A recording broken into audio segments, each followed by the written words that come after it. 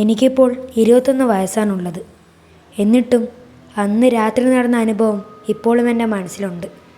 7 കൊല്ലം കഴിഞ്ഞു. എന്നിട്ടും ആ രാത്രി നടന്ന സംഭവം അക്ഷരം തെറ്റാതെ ഇപ്പോഴും എൻ്റെ മനസ്സിലേക്കൂടെ അലയുകയാണ്. അത് സംഭവിക്കുമ്പോൾ എനിക്ക് 14 വയസ്സാണുള്ളത്. അന്ന് ഒരു ഹാലോവീൻ രാത്രിയായിരുന്നു. എൻ്റെ അച്ഛനും അമ്മക്കും ഒരു ബിസിനസ് ട്രിപ്പിനായി വേറൊരു കൺട്രിയിലോട്ടേക്ക് പോകേണ്ടി വന്നിരുന്നു. ഫിൻലാൻഡ് ആണെന്നാണ് എനിക്ക് തോന്നുന്നത്. ഞാൻ ആ സമയം ഇംഗ്ലണ്ടിലായിരുന്നു ജീവിച്ചുകൊണ്ടിരുന്നത്.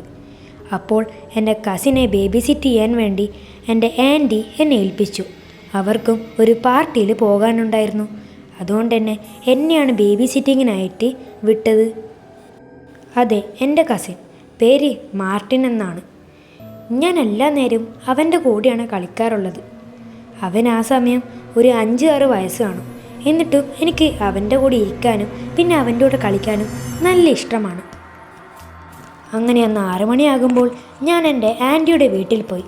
അപ്പോൾ എൻ്റെ ആൻറ്റിയും അങ്കിളും എന്നെ അവനെ ബേബി സിറ്റ് ചെയ്യാൻ വേണ്ടി ഏൽപ്പിച്ച് അവർ ഷോപ്പിങ്ങിനും പിന്നെ പാർട്ടിക്കുമായിട്ട് പോവുകയാണ്.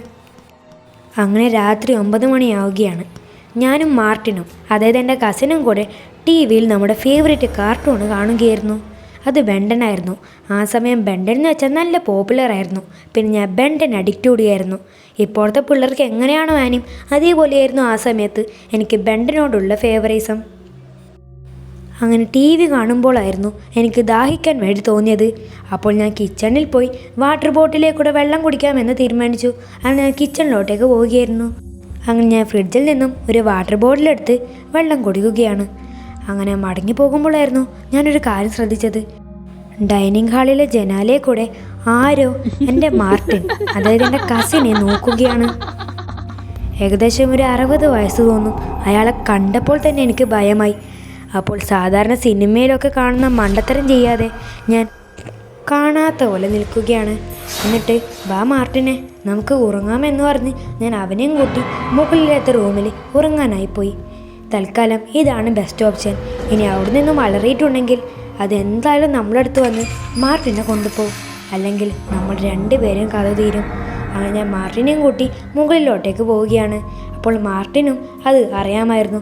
മാർട്ടിൻ ചോദിച്ചു, ഏട്ടാ, ആരാ നമ്മൾ നോക്കിക്കൊണ്ടിരുന്നത്? അതാരാണ്? അപ്പോൾ ഞാൻ പറയുകയാണ്, അതൊന്നുമില്ല, നീ തൽക്കാലം കിടന്നുറങ്ങിക്കോ, അത് ഞാൻ നോക്കിക്കോളും എന്ന് പറഞ്ഞ് ഞാൻ അവനെ ഉറക്കാൻ വേണ്ടി കിടത്തുകയായിരുന്നു. അവൻ ഉറങ്ങിയെന്ന് കണ്ടപ്പോൾ ഞാൻ വാതിൽ തുറന്ന് താഴെ പോവുകയാണ്. എന്നിട്ട് അവൻ അവിടെ ഉണ്ടോ എന്ന് നോക്കുകയാണ്. അവനെന്ന് ഉദ്ദേശിച്ചത് നേരത്തെ കണ്ടേ ആ ഒരു വിചിത്രമായ രൂപത്തെ. അത് മനുഷ്യനാണെന്ന് എനിക്ക് ഉറപ്പാണ്. പക്ഷേ രാത്രി 9:30 ആരാണ് അവിടെ വന്ന് നിൽക്കേണ്ടത്? ഞാൻ അങ്ങനെ ഗാരാജിൽ പോയി എൻ്റെ അങ്കിൾ സാധാരണ യൂസ് ചെയ്യുന്ന ഒരു ചുറ്റിക എടുത്ത് നമ്മുടെ ഹാളിലോട്ടേക്ക് വരികയാണ്. അങ്ങനെ ജനാലയെ കൂടെ നോക്കിയപ്പോൾ ആ വ്യക്തി അവിടെ ഉണ്ടായിരുന്നില്ല. അങ്ങനെ ഞാൻ പെട്ടെന്ന് എൻ്റെ കസിൻ്റെ അടുത്തോട്ടേക്ക് പോവുകയാണ്. എന്നിട്ട് ഞാൻ ഉറങ്ങുന്ന പോലെ അഭിനയിച്ചു. അപ്പോഴാണ് ആരോ ജനാല പൊട്ടിക്കുന്ന ഒച്ച ഞാൻ കേട്ടത്. പിന്നെ അവരുടെ ഫുട് സ്റ്റെപ്പിൻ്റെ ഒച്ചയും ഞാൻ കേട്ടു. അപ്പോൾ എനിക്ക് ഭയം തോന്നി. പക്ഷേ ആ സമയമായിരുന്നു ഒരു ഞെട്ടിക്കുന്ന കാര്യം സംഭവിച്ചത്. അതെ, മാർട്ടിൻ എണീക്കുകയാണ്. അപ്പോൾ മാർട്ടിൻ ചോദിച്ചു, ആരാ ഏട്ടാ? ഞാൻ എന്തോ ശബ്ദം കേട്ടു, ആരാണത്? അവന് കരയാനായി.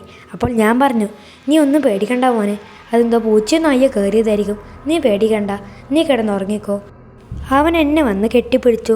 ആ സമയം ഞാൻ എൻ്റെ ഫോണെടുത്ത് അങ്കിളിനെയും ആൻറ്റിയും പിന്നെ പോലീസിനെയും വിളിക്കുകയാണ്. പക്ഷേ അവർക്ക് 10 മിനിറ്റ് കഴിഞ്ഞിട്ടേ ഇവിടെ എത്താൻ വേണ്ടി സാധിക്കത്തുള്ളൂ. അപ്പോഴാണ് ബേസ്മെൻറ്റിൽ പോകുന്ന ഒച്ചയൊക്കെ ഞാൻ കേട്ടത്.